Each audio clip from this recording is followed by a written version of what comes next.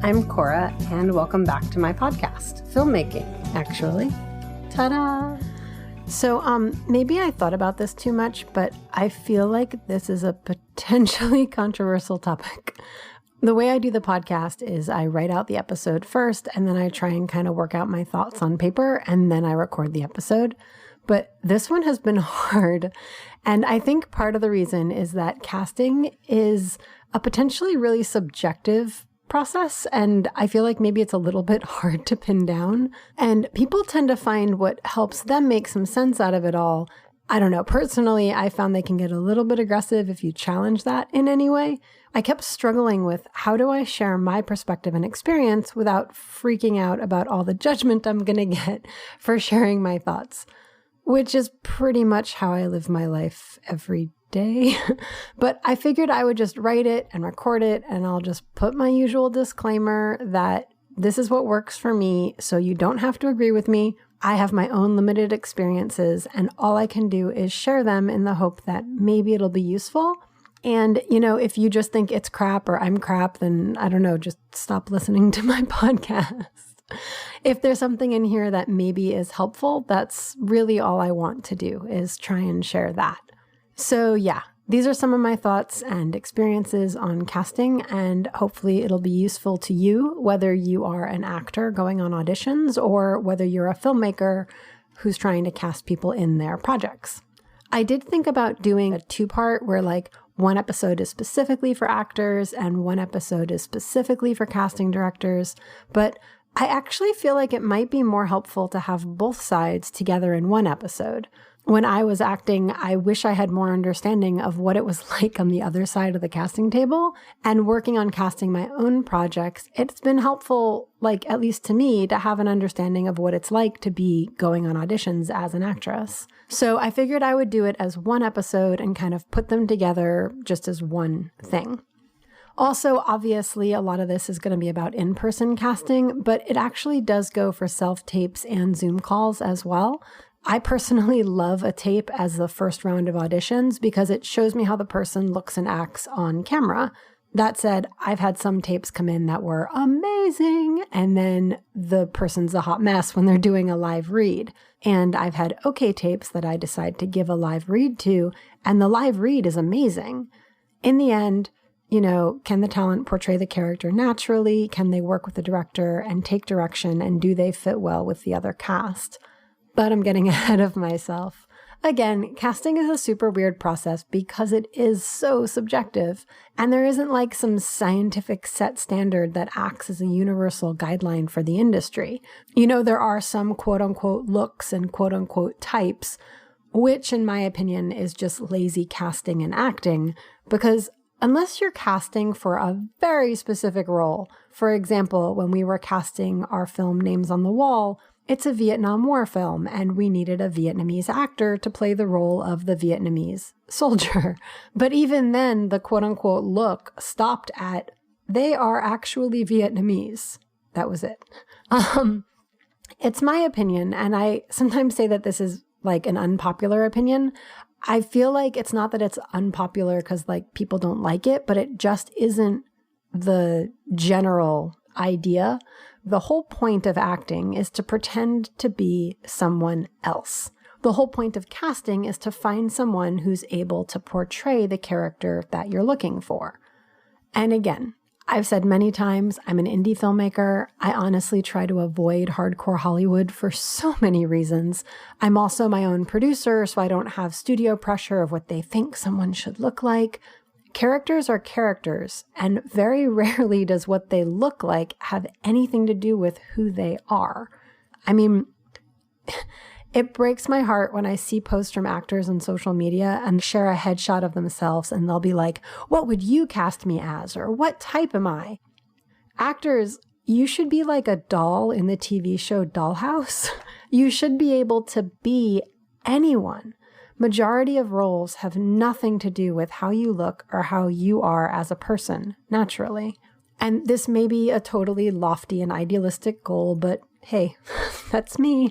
But narrative filmmaking is the act of creating a world and telling a story about people who don't actually exist. And I don't mean some sort of like weird racially erasure type thing. Just seriously, aside from a few characters where their nationality is actually relevant to the storyline itself, how many characters in film or TV could be recast to be any race or even any gender, and the story could stand exactly as it was written? The whole point of a wardrobe team and hair and makeup and the talent and all of these people working together under the direction of the director and in collaboration with the writer is to create a fictional character. And I am kind of speaking to production right now, but if you're looking for a straight-laced nurse and you cast someone who's a nurse and very straight-laced, in my opinion, that's kind of lazy casting and it's lazy acting. Filmmakers should never look for a type, and as an actor, don't let yourself be typecast. It's my opinion that so many actors get passed over because some casting director or producer or even director has some preconceived idea of what a character should be or look like based on who they are. You know, the cute blonde next door, or the hot lead jock guy, or the bikini babe in the music video, or the nerdy science student. I'm almost done with my soapbox, and I will get on with actual casting tips. But seriously, humans are humans, and they really should be cast as such. Last little side note, look at the world around you. You know, go out one day and just sit somewhere and people watch. Okay, maybe not right now, but whenever it's safe to do that. My favorite place to do that is at conventions. My husband and I have worked at a bunch of like Comic-Con type conventions and Spooky Empire and stuff like that. And we see thousands and thousands of people all totally geeking out over their fandom. And while some of them were clearly the stereotypical convention goers, so many are just random people you'd never think would be the type to hit up a convention. But why? They're people. Of course they're going to have things they like. So here's the thing about humans.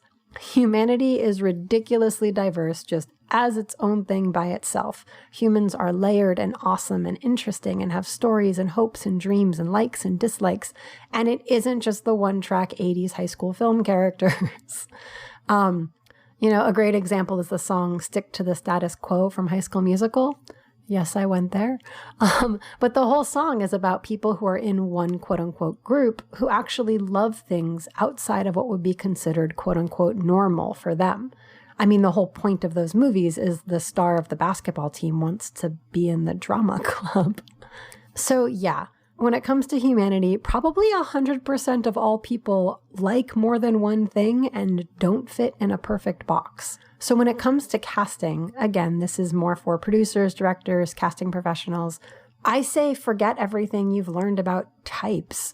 If I see one more stressed out nerdy person dependent on an asthma inhaler due to an anxiety attack, I'm going to scream. Like, I used to have to take my inhaler in the middle of gymnastics practice. Why aren't there athletes or just normal people with asthma having like an asthma attack?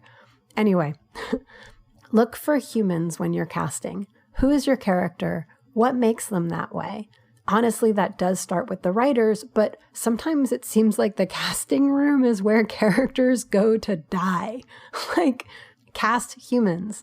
And actors, if you find yourself stuck in a type and you can't break out of that, get yourself a better agent or a better acting teacher, because if you're just being put out for auditions that are basically you, that's not acting. And casting directors, if you're only going for someone who quote unquote looks the part based on a headshot, give your production team a little more credit. You know, can someone act? Do I see the character in front of me without hair and makeup and wardrobe? Is this person standing in front of me as the character on the page? That should be the only thing in your mind in the casting room when you're sitting behind the table or when you're looking through audition tapes. And as the talent, you should just be naturally saying the lines and being the character as soon as you start to read. That's my soapbox. I'm going to put it away now and get to some basics for casting. For actors, the best advice I ever saw on casting is this.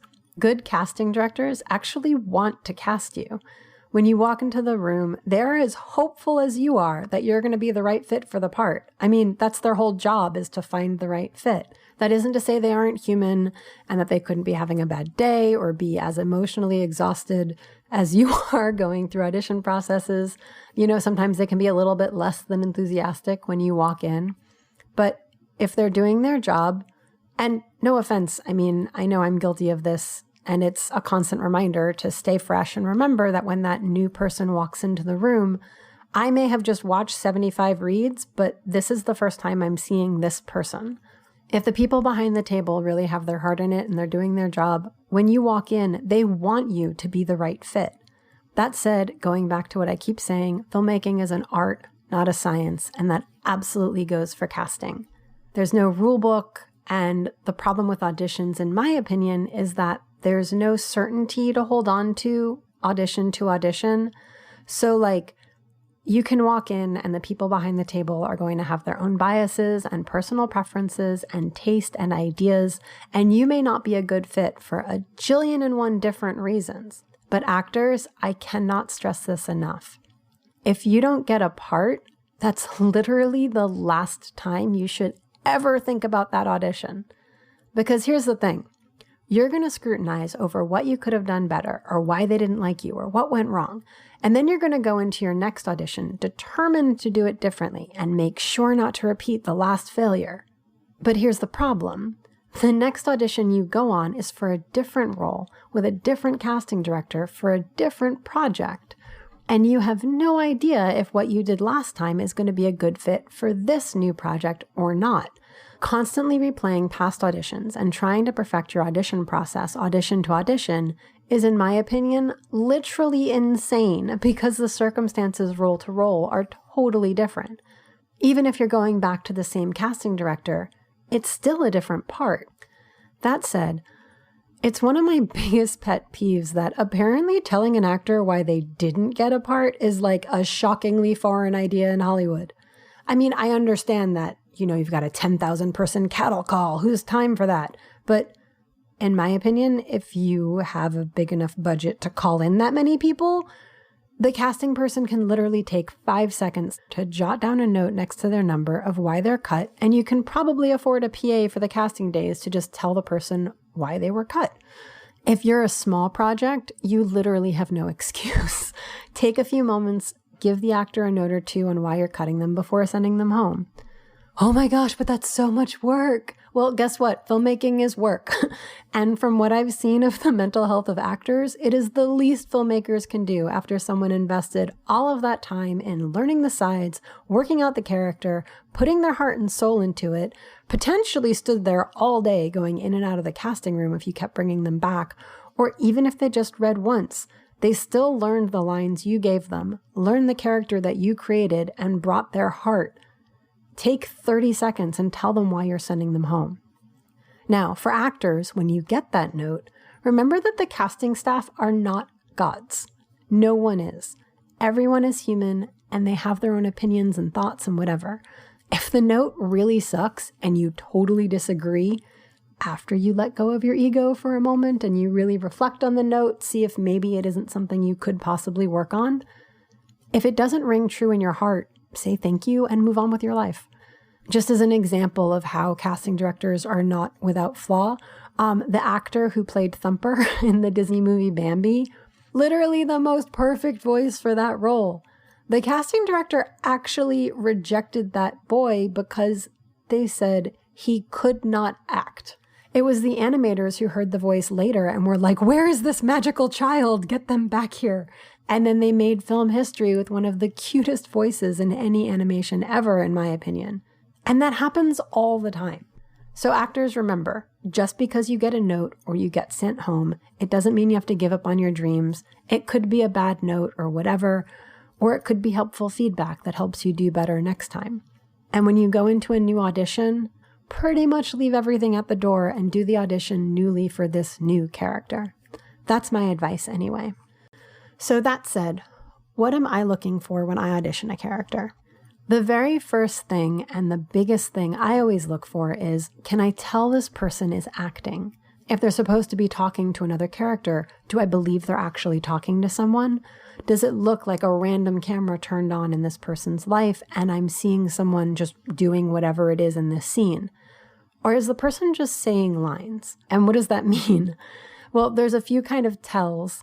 One is when the actor is listening. Are they listening or are they just standing there waiting to say their next line? In real life, you have no idea what someone is going to say, and therefore you don't know what you're going to say back. So to sit there prepped with your next line is really unnatural, and it's really evident. Also in real life, unless it's kind of part of whatever you're going through at the time, you're not usually thinking about how you just said what you just said and if you could have said it better and like self-critiquing.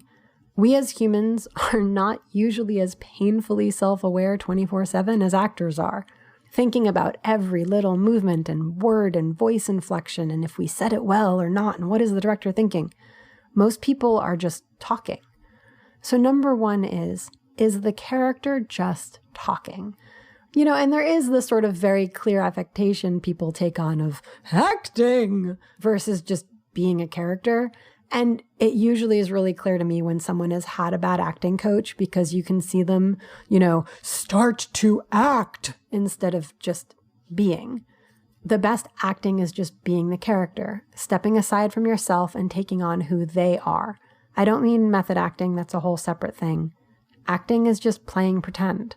I mean, maybe you can relate to a character by understanding something similar to what they went through, but the whole point is to use your imagination. If your character is sad because they failed a test in school, work on your own empathy as a human and understand what that feeling of loss is and what it means to have worked so hard on that test only to have failed. Work up the emotion as the character. Don't just randomly make yourself cry by thinking about when your dog died when you were 5 and now you're crying because you are crying. The character is the one who's supposed to be crying because they failed a test. Hopefully that makes sense. That's a whole other topic for another episode that I'm going to do on working with actors and working with directors as an actor and how to direct and how to kind of help actors find a moment. But for this specifically, for auditions, when someone's sitting in front of me, the first thing I check, is this actor just being the character in front of me? When another character is talking, are they actively listening? Or are they just standing there waiting to say their next line? And speaking of lines, number 2, which is important for an audition, though I'm always open to more conversations once someone has been cast. Number 2 for auditions is, are they following the script? Usually if they're off by a word or two, I'm not super worried. But at this point in the process, I want to make sure they can in fact learn and say the words exactly as written. Some improv is cool, and I will do improv at the audition as a separate read if I want to see that. But some scenes, especially in the scripts that we do, they're usually actually very carefully written like a certain way, and exact words were chosen for an exact reason. I will totally have those conversations with an actor once they are cast. We'll go over the reason for the exact wording, if that specific word is very key to that scene, or, they have to say it this way because it relates to a later scene or an earlier scene, or if I'm working with an actor on a scene and it's not super set in stone and the actor has an idea, what if I said it this way? That feels more right for this character. That's a conversation I'm going to have with someone who's read the entire script, is tracking with the entire story and where this one particular piece of dialogue fits into the context of everything. But I'm not going to have that conversation 100 times in the audition process with people who don't even know if they're going to be playing the role yet. We haven't had the full conversation of who the character is, what's happening at that exact point in the story, in relation to all the scenes before and after. I'm not going to get into all of that in an audition. I mean, that's me personally. If you're listening to this as a production person and you're like, oh, I want to get into that with everybody auditioning, you can totally do that. Again, art, not science. Just for me personally, if someone can't do the lines as written during the audition where their very goal is just to perform the sides they were sent, unfortunately, it's tended to be a red flag for me that they probably won't be doing the words as written when we're on set. And there are times where it's important that someone's actually sticking to the script. So after just seeing if their read is natural, the next thing I do is I look, are they natural because they're rewriting the words into their own words? Or are they actually, as an actor, able to internalize the words on the page as they're written and perform them as the character as written? That's something that's important for me to see personally during the audition process. Number 3 is kind of like number 1, but it has more to do with the physical performance. Do they seem stiff in their motions, or are they moving around naturally? Again, are they comfortable as this character? Once we're into callbacks or we're doing a live read, I'll have the actors move around in the scene, walk back and forth, tap their scene partner on the arm, sit down, stand up, whatever. Just how would a person in that situation be moving? Can the actor move around like that, or do they only perform naturally when they're just standing or sitting still? I will say another thing that I look for at this point is continuity, and this will kill you in production unless you've got all the time in the world to shoot so much coverage it's not going to bother you. You have to watch what the actors are doing in the audition, because if they're not matching their blocking, and it's one thing if you just gave new direction on the spot, but some actors won't be able to duplicate emotion. They'll pick something up with their left hand and then they'll pick it up with their right hand. And even if you remind them, they still won't pick it up with the same hand at the same place in the sentence. And that's something that is going to be very hard once you get into editing. So not only do you have to watch their performance, but watch how they're doing the performance. And this sounds like a lot to look for. It does kind of come easier the more you do it, but it's hard. It's a lot of work. Casting is a lot of work on both sides of the table. And speaking of all that, number 4 is probably my biggest deal breaker as a director. I may get a little bit sort of like, okay, if their continuity is like, it seems like it's pretty good, and it just seems like on brand new direction, they take a beat to catch up on remembering. But this one, absolutely, there's no way the audition will go forward. And that is, can they take direction? If I ask them to be a bit more angry or more reserved, or if I want them to, open up and include the other person in the scene with them so it feels like they're talking to the other person and not just their own little bubble or whatever. If I give them direction, can they follow it? And I know, I cannot tell you how many things I've seen about how actors, they know best and they should just do what they think is right, and the director won't notice if they've done it the same or not. First of all, maybe a bad director or a distracted director or a director having a bad day won't notice. If anything, a good script supervisor is going to notice and they're going to tell the director. But I promise you, if you're sitting in an audition room and you're given direction and you do it the literally exact same way over and over, despite direction, at least if you're auditioning with me, you will be sent home.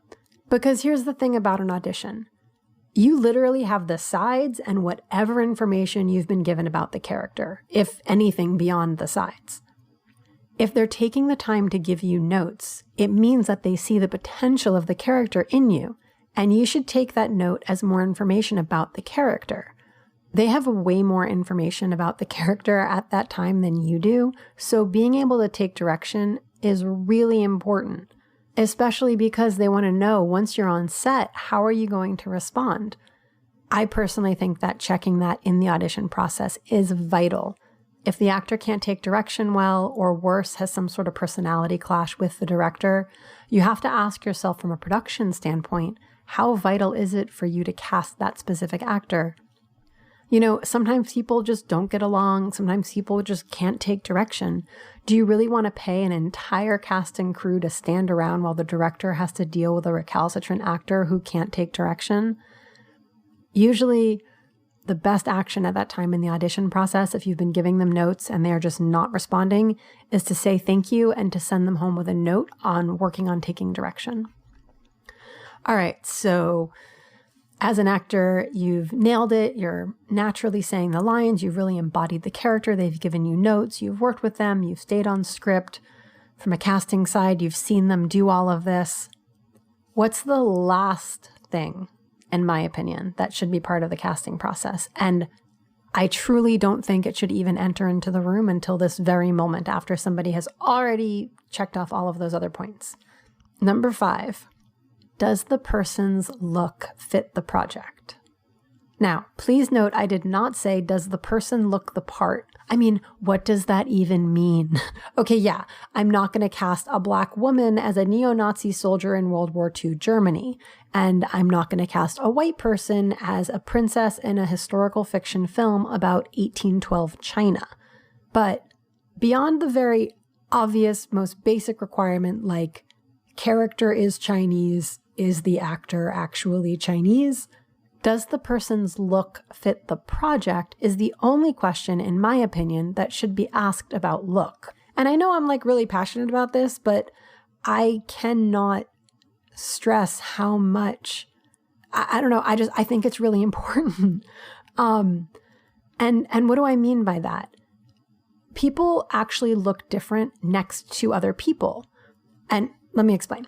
So like I once did a cabaret show where I was a choreographer and I was one of the dancers, and I had a duet with another dancer. And for some reason on stage next to this particular dancer, I looked huge, like cartoonishly large, and she looked disproportionately small. Like it looked like there was some like effect put on the footage that we shot to make us look weird. And it wasn't just like, okay, I'm taller than her.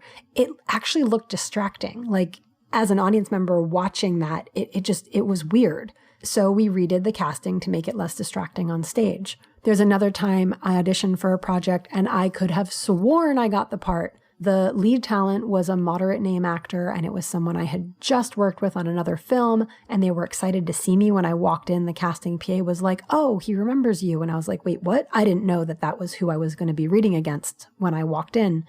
And then when I walked in, he was like, "Hey!" The audition room was fun. We were joking around, and there was laughing, and the serious moments were like really strong. I walked out of there so sure I got the part. No question. And this is another reason why I say you have to let it go if you don't get the part, because you will never know why unless they tell you. And even then, a lot of times it's just their opinion. Okay, so what happened was when they were putting the full cast together, they realized I looked too much like the actress they were going to cast as the lead. Obviously, in the grand scheme of things, casting her for the whole project was more important than what would have been my character's, couple of scenes. So they went with a different actress for the role I was so sure was mine, because it would have been really confusing for the story for the character I was going to play to look so much like the lead. Now, I only know that because production had a PA call to tell me this, which, full disclosure, that was actually really early on in my getting into acting, so I had no idea that that wasn't totally normal. They offered me a featured background role that wouldn't be in conflict with looking like the lead, which was, I thought, kind of cool of them. So as much as I say look should have nothing to do with casting, and I mean that, the only time it's relevant is if it is going to actually affect the telling of the story. And I don't mean like some projection of a studio's idea of what the audience is going to relate to. I mean like legit obvious issues. A supporting character who looks exactly like the lead, and for whatever reason, when put in line with the plot, that just doesn't work. You can have other things, like there was a film we were casting, and one of the characters who was supposed to be kind of mousy, when I put her next to our lead actress on screen, she looked very domineering, just physically next to our actress, and our lead looked very small. And it just messes with the dynamics of their scenes together, where she wasn't supposed to look that small in comparison. So we had to go in a different direction. And again, I called the actress. I told her she was amazing. It was just a matter of the final chemistry read. And she did great. It had nothing to do with her performance. It was just the visual on screen. Does the person's look fit the project? That should be the only time someone's look is brought into question, and it should be the last thing that gets asked. Also, asking it at this point in the process opens you up to talent you might have passed by if you were going for a quote-unquote look to begin with. Now, I will say there's another thing you can do at this point from behind the casting table, and if you've worked in casting at all, it's a very blunt, unpolitically correct world, and the conversations that get had are very direct. If you have a few different actors you're considering at this point, lay out the headshots. The casting call should have been put out in the first place with no mention of look, so you should have gotten a ton of different submissions. So now that you're down to your final few based on acting ability, look at the people you're narrowing down. Is your whole cast about to be one race? Does that fit the story? If not, now is the perfect time to lean into a more diverse cast. You'll end up with actors that are more naturally the part, while diversifying your story in a way that actually reflects humanity without playing into racial stereotypes or trying to find like the black guy or the white girl or whatever. If you just go in for who is this human being and you bring in all kinds of actors, once you're down to your final few, you can lay them all out and go, these two actors were both awesome. This one brings us a little bit more diversity. Honestly, aside from the actual writing, casting rooms are where age and gender and quote-unquote looks can be totally wiped out of playing such an overbearing place in visual storytelling. Just cast humans. Okay, I'm going to put away that soapbox now. So for actors, if you want to work on anything, audition to audition, these are the things I recommend practicing. Doing your lines naturally, moving around as the character relaxedly. How do they stand? How do they sit? Do they sit? How do they move? Where do they look? Where do they put their hands? Are they emotional? Are they kind of flat? Are they happy? Are they sad? All of those things can play into not only the voice tone, but also the physicality of the character. Taking direction. Sometimes it's hard on the fly. You prepared for an audition and the character in your head is furious and super screaming, and you do your read and they say, that was great. Can you do it again, but calmer? Can you as an actor shift gears that quickly? I will tell you, I went on an audition once where the character was angry that someone was taking her furniture, and there was this chair that meant a lot to her, and she was really mad. I came up with a whole backstory about this character and why it meant so much that this one particular chair was being taken. And when I went into that audition room, I was screaming mad about this chair. They were really impressed and asked me to do it again, just a little less angry. Here's the problem. I had spent so much time nailing this anger, I wasn't really able to shift gears, and needless to say, I basically just gave the exact same read again, and it sucked, and I was sent home. So work on flexibility and shifting emotion and motivation, and remember that this is their character. At this point, you're just trying to show them your ability to portray their character. So take their direction, try and internalize it. Improv classes can help with this, kind of being able to jump around on the fly. And last but not least, literally not caring after the audition is over. And I know this is so hard because no one likes not knowing, and sometimes it does help to know why. But if they don't tell you, the best thing you can do is move on, or you're going to potentially drive yourself crazy, or worse, you're going to start limiting your own ability as an actor because you're going to bring the ghost of every past audition with you to every new audition instead of walking in fresh and new. To that casting team and to that character, you're a new person. So it's hard, but I cannot stress that enough. And if you're behind the casting table, I like to say give clear sides with maybe a little paragraph about who this character is for context. Maybe explain the scene a little and what's happening just before and just after so the actor can kind of work into it and have some more understanding, and it's not just words on the page. I once sat through an audition and it was literally 5 hours of the exact same read, and every single guy just read it exactly the same. All they had been sent was the side, that's it, and the character name and a very basic description. And at one point, the director turned to me and said, "I'm just waiting for someone to do it different." And I thought to myself, they're all doing it exactly the same because they all were given the exact same information, and these men are not psychic. So sometimes it helps to give a little bit of a paragraph or a little bit more information.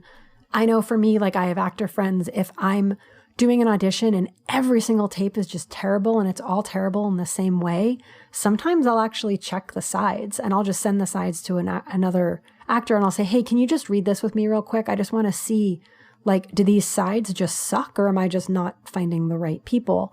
And we'll work it, and maybe I'll tweak the sides a little bit, or I'll tweak the information I'm giving. Be willing to actually collaborate with the talent so that they can give you the performance you're looking for. Another thing that's important from the casting table is let the actor actually perform. I once went on an audition for a music video and they wanted custom choreography. So I prepared this whole thing, practiced it, learned it, made it up, everything.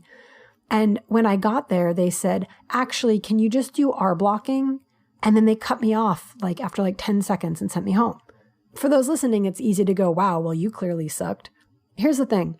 That casting call was open for weeks.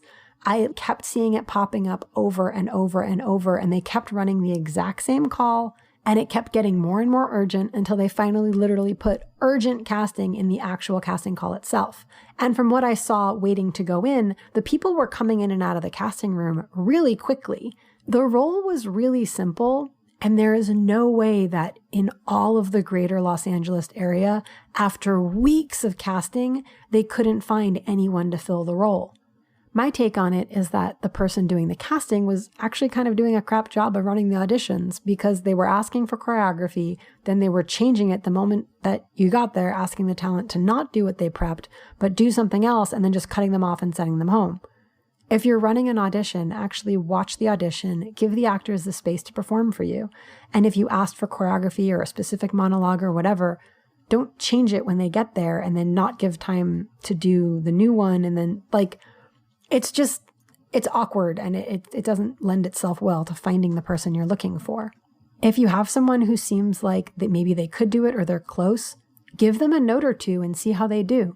I've had people send in tapes and I send it back with a note and have them redo it. And more often than not, the second tape is 1,000,000 times better.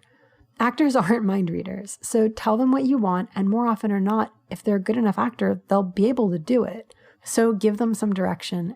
And then if they don't cut it, give them notes.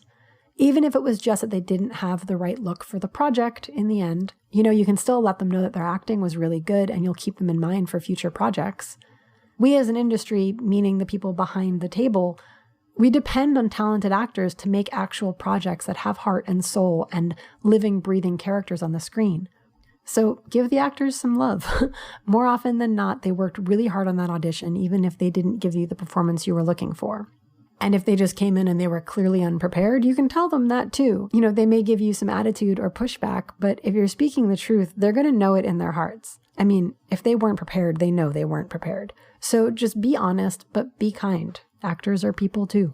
Okay, I hope this was helpful. I know it's a bit out there, but for filmmakers, I hope it helps to hone your casting process. For actors, I hope it gives you a few cornerstones to hold on to. As always, like, subscribe, tell your friends, blah, blah, blah. If you have any questions, you actually can send in a voice clip on our link at Anchor. You can also always email us at filmmakingactually@gmail.com. And yeah, that's it. Bye.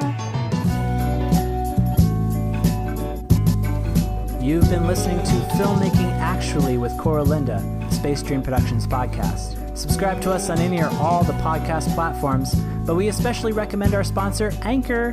If you like what you hear, leave us 5-star ratings and positive reviews on iTunes and Stitcher. It helps more listeners like you discover the show. But the best thing you can do if you really like the show is tell a friend.